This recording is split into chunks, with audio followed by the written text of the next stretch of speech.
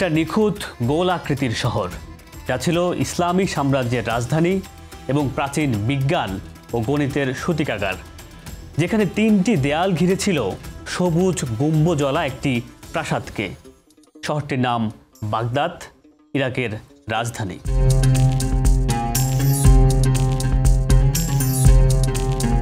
তবে আজকের যে যুদ্ধ বিধ্বস্ত আর বোমা হামলার শহর বাগদাদকে আপনি চেনেন, সেটি নয়। তখন বাগদাদ ছিল শান্তির শহর, কিন্তু সেই গোল শহরের দেয়াল, প্রাসাদ কিছুই আর অবশিষ্ট নেই। তাহলে কি হলো বাগদাদের সেই গোল শহরের?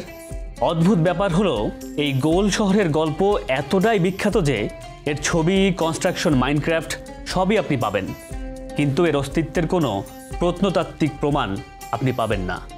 রোম, লন্ডনের মতো প্রাচীন শহরের নিদর্শন এখনও আছে, তাহলে বাগদাদের রাউন্ড সিটির নিদর্শন গেল কোথায়? গল্পের শুরুতে যেতে হলে আমাদের যেতে হবে প্রায় 1300 বছর পেছনে। বাগদাদ তখনও একটা ছোট্ট গ্রাম। খলিফা মানসুর চাচ্ছিলেন পুরনো রাজধানী সরিয়ে সাম্রাজ্যের মাঝখানে একটা নতুন রাজধানী নির্মাণ করতে, কিন্তু সেটি কোথায় সেটি বাছাই করতেই ইরাক ঘুরে ঘুরে সেরা জায়গা খুঁজছিলেন তিনি।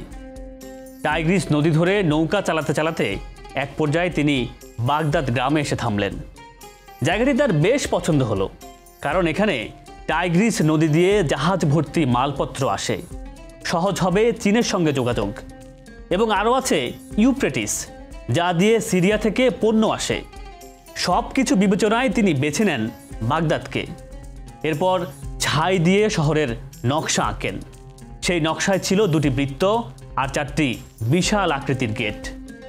এরপর তুলা ও দাহ্য পদার্থ দিয়ে বৃত্তাকার নকশায় আগুন লাগিয়ে দেন। দাউ দাউ করে জ্বলে ওঠে আগুন, যেন আগুনের শহর। এভাবেই শুরু হয় মাদিনাত আল সালাম, অর্থাৎ শান্তির শহরের।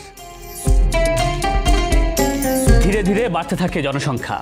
মশলা আসে ইন্দোনেশিয়া থেকে, কমলা আসে স্পেন হয়ে। মুসলিম পণ্ডিতেরা শুরু করেন অনুবাদ। এভাবেই এই শহরে শুরু হয় ইসলামের সুবর্ণ যুগ। শহরে খলিফার বাসভবন, মসজিদ, শিক্ষা প্রতিষ্ঠান, আবাসিক এলাকা, এবং শত্রুরা আক্রমণ করলে যাতে সরাসরি শহরের ভেতরে ঢুকতে না পারে সেজন্য চারপাশে গোলাকৃতির 3টি দেয়াল। সব কিছু মিলিয়ে পৃথিবীর জ্ঞান বিজ্ঞান চর্চার শ্রেষ্ঠ কেন্দ্রে পরিণত হয়েছিল বাগদাদ।